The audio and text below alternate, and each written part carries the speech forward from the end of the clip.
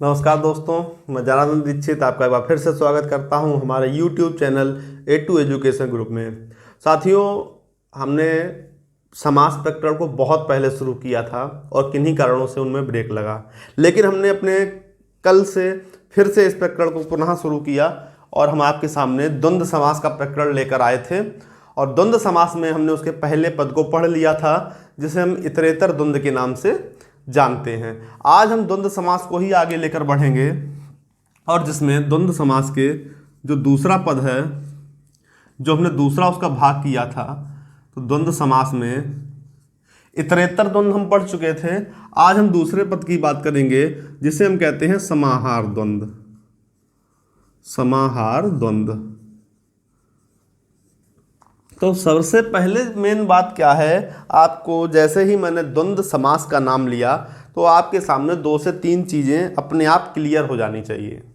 सबसे पहली बात कि द्वंद्व समास के कितने पद प्रधान होते हैं, 1, 2, दोनों या पिछला। तो आपको मैंने बताया था कि द्वंद्व समास के दोनों पद प्रधान होते हैं। ठीक हो गई बात। दूसरा, इतरेतर द्वंद्व समास मैंने आपको कल जो पढ़ाया था, तो इस चीज़ को ध्यान में होना चाहिए कि इतरेतर द्वंद्व समास में 2 इतर इतर अर्थात अलग अलग भिन्न भिन्न चीज़ों की बात हो रही थी, भले ही वो एक ही वस्तु से मिलकर क्यों ना बनी हो। तो इतरेतर द्वंद्व समास को जब हम तोड़ते थे तो हम उसके बीच में और लगा देते थे, जिसमें हमने उदाहरण समझा था कृष्ण अर्जुन। तो कृष्ण और अर्जुन, इसने मिलकर कृष्ण अर्जुन बनाया।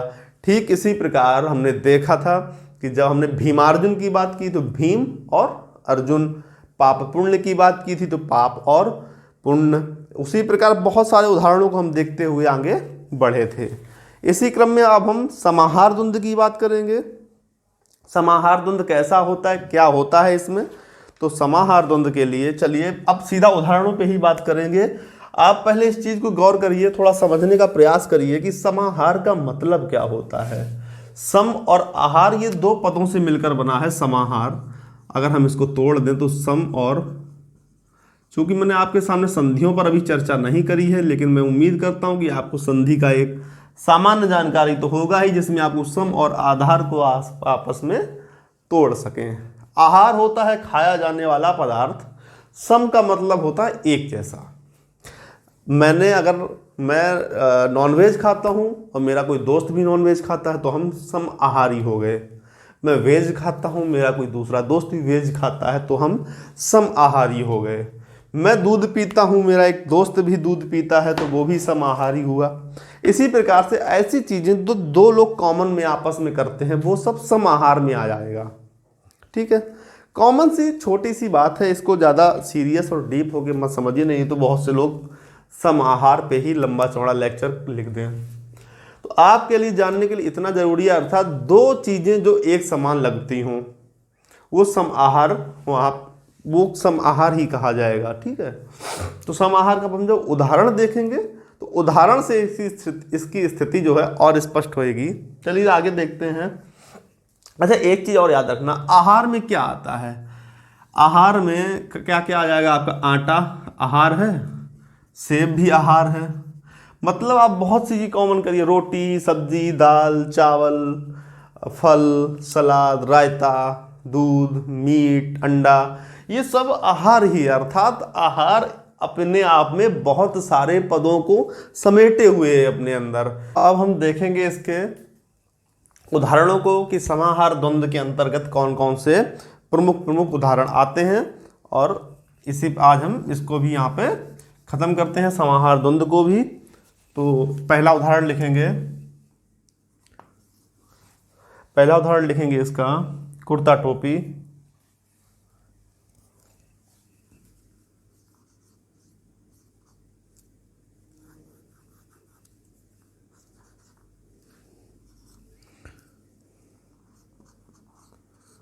कुर्ता टोपी।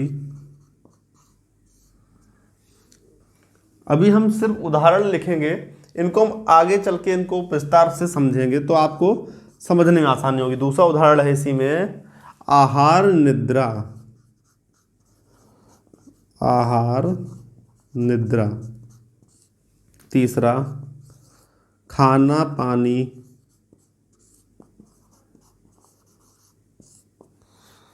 चौथा चाय पानी। इसी क्रम में पांचवा उदाहरण लिखते हैं इसका, दाल रोटी।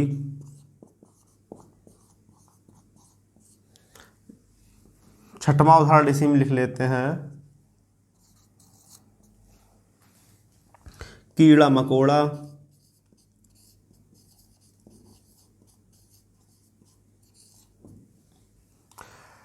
इसी में हम सातवां उदाहरण लिखेंगे,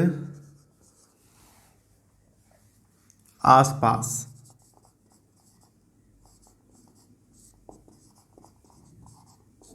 आठवां उदाहरण लिख लेते हैं, कपड़े लत्ते।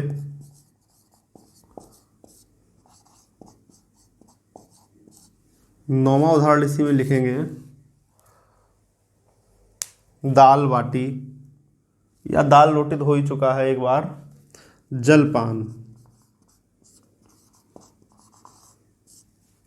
10वां उदाहरण लिखते हैं इसके आगे, फल फूल।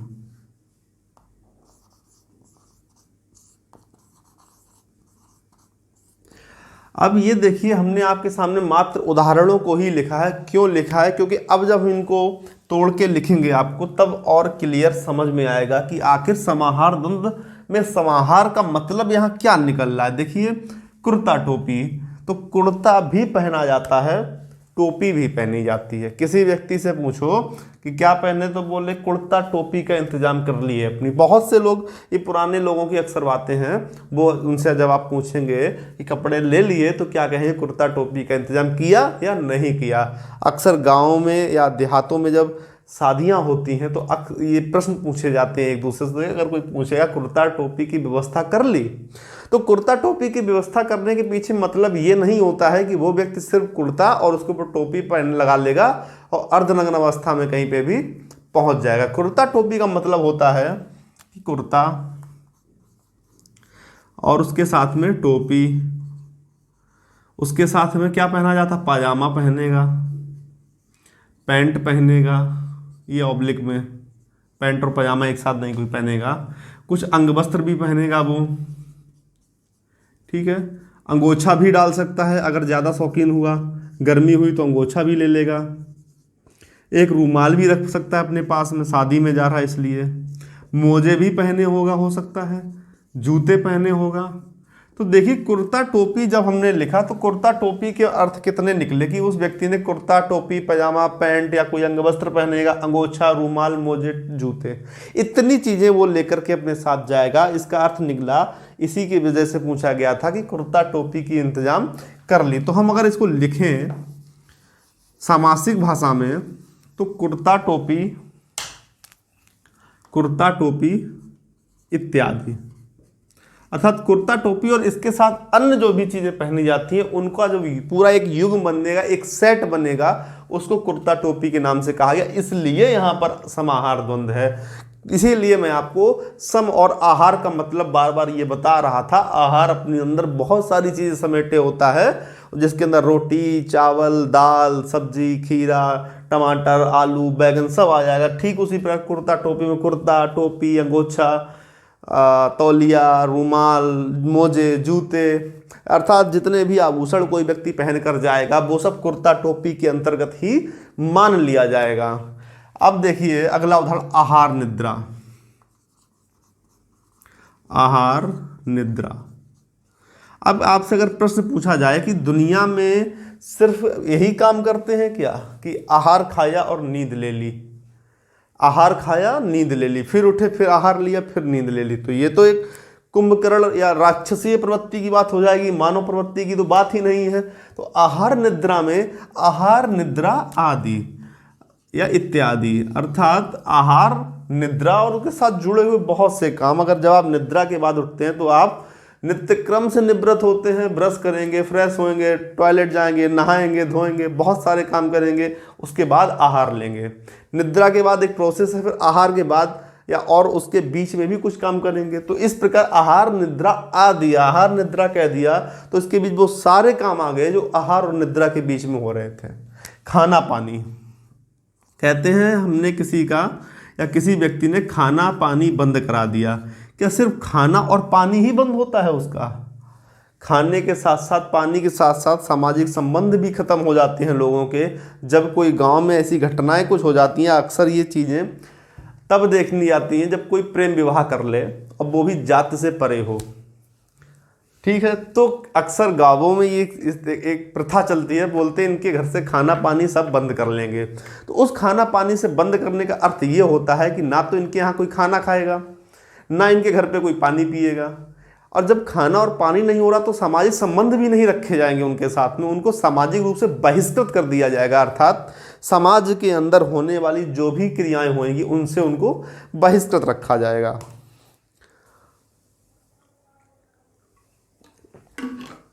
इसलिए खाना पानी अपने अंदर बहुत सारी, गांव में या उस मोहल्ले में कोई फंक्शन हुआ, सामाजिक समारोह किया गया, उस समारोह में उस घर को नहीं बुलाया गया, उसको उसके सामाजिक कर्तव्यों से ही वंचित कर दिया जाए, तो उसे क्या कहेंगे? खाना पानी। अर्थात खाना पानी के अंतर्गत बहुत सारी चीज, मैंने तो आपको सिर्फ वो स्थिति बताई खाना पानी की जब किसी को बहिष्कृत किया गया। मैं कह रहा घर में किसी का खाना पानी बंद कर दिया जाए, क्या वाकई में किसी का खाना पानी बंद करते हैं? क्या किसी का मुंह पकड़ लेंगे? वो तो संविधान ने अधिकार दिया है लोगों को कि अच्छा खाने का, अच्छा पानी, स्वच्छ पानी पीने का, तो ऐसे आप किसी का खाना पानी पी करके संविधान की अवहेलना तो नहीं कर देंगे। खाना पानी बंद करने, किसी घर में कोई लड़का है आवारागर्दी कर रहा है, सुबह से शाम तक घर में आया और उसके एक ही काम है जो हम उदाहरण दे, आहार निद्रा। आहार निद्रा करता है, केवल खाता है सोता है, खाता है सोता है, इसके अलावा कोई काम नहीं करेगा, तो उसकी खाना पानी उसके पिता ने बंद कर दिया। अर्थात उसकी जेब को दिया जाने वाला खर्च वो बंद कर दिया गया, उसके लिए जो एक्स्ट्रा व्यवस्था पॉकेट मनी थी वो बंद कर दी। क्या कोई घर में ऐसा किसी लड़के के साथ किया जाए या लड़की के साथ किया जाएगा कि उसको खाना और पानी ना दिया जाए? ऐसा तो नहीं किया जाता ना। खाना पानी बंद करने के पीछे अर्थ ये होता है कि तुम्हारे को दी जाने वाली जो एक्स्ट्रा तुमको जो सुविधाएं दी जा रही थी उन पर रोक लगाई जाएगी। तो इस तरह से एक ये अर्थ निकलेगा खाना पानी बंद होने का। तो ये बहुत विशाल अर्थ को अपने अंदर लेकर रखते हैं। तो इसलिए खाना पानी का मतलब सिर्फ खाना पानी नहीं, खाना पानी इत्यादि, खाना पानी के अलावा एक व्यक्ति को जो भी आवश्यकता होती वो सब चीज़ों को उसमें जोड़ लिया, चाय पानी। तो इसी प्रकार देखेंगे तो अब जितने भी ये पद हमने लिखे हैं इनका सबका विग्रह या कह लो या समासिक रूप में हम इसी तरह लिखेंगे, चाय पानी इत्यादि। अब चाय पानी में कोई आपके घर पे आया, बोले चाय, अक्सर ये प्रश्न पूछे जाते हैं कि क्या तुमने इनसे चाय पानी की पूछी? तो चाय पानी के पूछने के पीछे का अर्थ क्या हुआ कि तुमने उस व्यक्ति को चाय पिलाई और पानी पिलाई, बस भगा दिया? ऐसा नहीं होता। चाय के साथ दाल मोठ, नमकीन, बिस्किट, रस्क, ब्रेड, कुछ भी आता है। फिर पानी के साथ लड्डू, बर्फी, पेड़ा, रसगुल्ला, गुलाब जामुन, इमरती, रबड़ी, रसमलाई, जो भी आपके घर में रखा है वो, अगर आप अच्छे इंसान हैं तो आप उसके सामने पानी के साथ में कुछ ना कुछ मीठा जरूर ले जाने की प्रथा है। लोग कुछ नहीं तो बतासे ही रख देते हैं।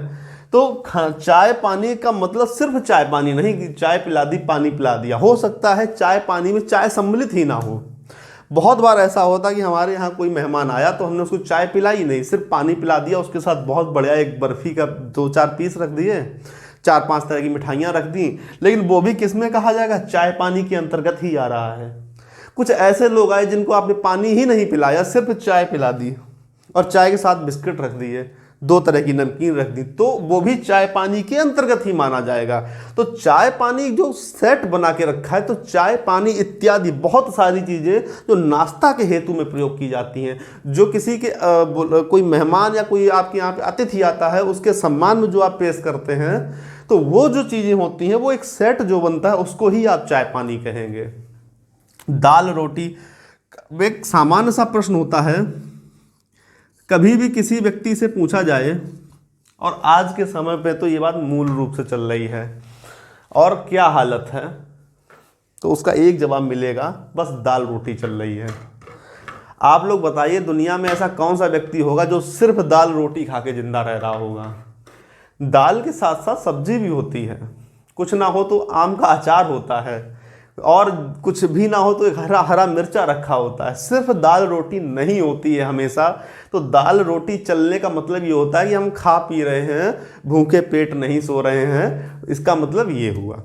तो दाल रोटी का मतलब हुआ कि हम उतना खा रहे हैं जितनी हमें ज़रूरत है, इससे ज़्यादा हमें नहीं चाहिए। तो दाल रोटी में क्या आ गया कि जितनी भी चीज़ें किसी व्यक्ति को रहने के लिए, जीवित रहने के लिए जो भी खाना ग्रहण कर रहा है, वो जो भी चीज़ें खा रहा है, वो सब दाल रोटी में आएगा कि जब आपसे पूछा जाए क्या चल रहा तो बोले दाल रोटी। तो दाल रोटी का मतलब ये नहीं होता कि उस व्यक्ति ने सुबह भी दाल रोटी खाई, फिर दोपहर में दाल रोटी, रात को दाल रोटी, अगले दिन फिर दाल रोटी, ये क्रम नहीं चलता है। कीड़ा मकोड़ा, तो मकोड़ा क्या होता है, तो मकड़ी का बड़ा रूप जो होता है ना, क्षेत्रीय भाषाओं में मकोड़ा बोल देते हैं। तो कीड़ा क्या एक ही होता है, बहुत प्रकार के कीड़े होते हैं, पतंगे होते हैं। तो कीड़ा पतंगा इत्यादि कीड़ों के, आपको जो भी छोटा छोटा रेंगता हुआ दिख जाए, उड़ता हुआ दिख जाए, चलता हुआ दिख जाए, वो सब कीड़े मकोड़े की श्रृंखला में आ जाता है। अब मकोड़े का अर्थात एक ही प्रकार की मकड़ी नहीं हुई ना, बहुत सारी मकड़ियाँ हमारे मतलब एक प्रकृति में आपको मिल जाएंगी। उन सभी मकड़ियों को मिलाकर, वो सभी रेंगने वाले, चलने वाले, उड़ने वाले कीड़ों को मिलाकर जो एक सेट बनेगा, वो कीड़ा मकोड़ा कहलाएगा। तो इसमें भी हम अगर कीड़ा मकोड़ा के आगे इत्यादि लगा देंगे तो इसका मतलब भी वही बन जाएगा। अर्थात ये जो समाहार द्वंद्व है, ये एक पूरा सेट लेके अपने साथ में चलता है, एक पूरा जोड़ा लेकर चलता है, उसके बिना ये आगे नहीं बढ़ता। देखिए आसपास, क्या आस और पास का मतलब क्या होता है? कुछ नहीं होता। आसपास का मतलब होता है कि आपके नज़दीक, आपकी सराउंडिंग में जो चीज़ें हैं वो आपके आसपास है। क्या आस और आस का तो कोई अर्थ ही नहीं दे पाओगे ना इस हेतु में। तो आसपास का मतलब हुआ आपके आसपास जो भी चीज़ें घटना, आपके सराउंडिंग में जो कुछ है वो सब आसपास हो जाएगा। कपड़े लत्ते, कपड़ा और लत्ता, लत्ता होता है फटा हुआ एक कोई टुकड़ा कपड़े का, और कपड़े का मतलब होता है कपड़ा जैसा कि मैं पहने खड़ा हूँ। तो कपड़ा लत्ता में देखेंगे अगर, तो कपड़े लत्ते इत्यादि, कपड़े लत्ते इत्यादि। इसी प्रकार जल पानी, सॉरी गलती से लिख दिया, जल पानी कोई उदाहरण नहीं हुआ, यहाँ पे हम चाय पानी और खाना पानी एक बार कर चुके थे। फल फूल, फल और फूल, अब आप कहेंगे इसमें कोई चीज़ ऐसी नहीं है जो अलग हो, फल भी और फूल भी। लेकिन ध्यान रखिए, जब हम पूजा करते हैं तो हम पूछते हैं भगवान को फल फूल अर्पित करने का मतलब क्या होता। फल में पहली बात आप फल की वैरायटी देखेंगे, केला हुआ, सेब है, नारंगी है, बहुत सारे फल आपको मिलेंगे, कीवी है। फूल में गुलाब का फूल, गेंदा का फूल, कुमुदनी का फूल, रातरानी का फूल, तो उन सब के सेट जो बना, और उनके अतिरिक्त भी बहुत चीज़ें ऐसी होती जो फल फूल में आती हैं। जैसे जब भी हम पूजा करते हैं, पूजन किया जाता है, तो कहते हैं भगवान को फल फूल अर्पित करते हैं। तो उन फल फूल अर्पित करने में चावल भी होता है, रोली बंधन भी होता है, और उसी के साथ में हम कलावा भी बांधते हैं। तो ये सब फल फूल के अंतर्गत आता है। तो ये फल फूल इत्यादि, कपड़े लत्ते आदि, आसपास का मतलब हुआ आसपास इत्यादि। तो ये सब चीज़ें आपको समाहार द्वंद्व में देखने को मिलेंगी, और ये बहुत प्रमुख उदाहरणों में से कुछ चुनिंदा 10 उदाहरण हैं, और हम अगले वीडियो में भी समाहार द्वंद्व के ही उदाहरणों को लेकर आगे बढ़ेंगे। उसके बाद हम इतरेतर द्वंद्व के वैकल्पिक द्वंद्व को लेकर के बढ़ेंगे। तो आज के लिए हमारी यहीं तक सेवा थी। द्वंद्व समास का समाहार द्वंद्व हमने पढ़ा, और हम इसके बाद अगले समास को देखेंगे, इसके बचे हुए प्रमुख उदाहरणों को देखेंगे, और इसी तरह से आपको समझाने का प्रयास करेंगे कि आप समाहार द्वंद्व में दोबारा गलती ना करें। इसमें बस एक चीज़ याद रखना कि जो भी शब्द दिए जाते हैं उसमें उनके सेट की बात की जाती है, उसके ऊपर एक युग्म की, समूह की बात की जाती है। यहाँ पर्सनली एक किसी पर्टिकुलर चीज़ की बात नहीं होती। जैसे कि कुर्ता टोपी में कुर्ता और टोपी की ही मात्र बात नहीं थी। आहार निद्रा या खाना पानी, चाय पानी, दाल रोटी, कीड़ा मकोड़ा में पर्टिकुलर ना कीड़ा ना मकोड़ा, ना खाना ना पानी, ना आहार ना निद्रा, सबकी कोई पर्टिकुलर बात नहीं हो रही थी। जैसा कि हमने जब इतरेतर द्वंद्व में देखा था, तो वहां 2 पर्टिकुलर लोगों की बात हो रही थी, कृष्ण अर्जुन, कृष्ण और अर्जुन, भीमार्जुन, भीम और अर्जुन। तो और अगर इसके उदाहरण देखेंगे तो माता पिता, माता और पिता, लव कुश, लव और कुश। तो और लग रहा था लव अलग व्यक्ति है, उसका अपना अस्तित्व है, कुश अलग पर्टिकुलर व्यक्ति की बात की जाए, लेकिन यहाँ ठीक उसका उल्टा था। तो इस चीज को थोड़ा सा ध्यान रखिए, इस अंतर को ध्यान रखिए, और थोड़ा सा डाउट आपका अभी और बढ़ेगा जब हम वैकल्पिक द्वंद्व की बात करेंगे। लेकिन अंत में हम वैकल्पिक द्वंद्व और इतरेतर द्वंद्व को तुलनात्मक रूप से समझेंगे। तो आज की वीडियो को यहीं खत्म करते हैं, मिलेंगे आपसे अगले वीडियो में। नमस्कार।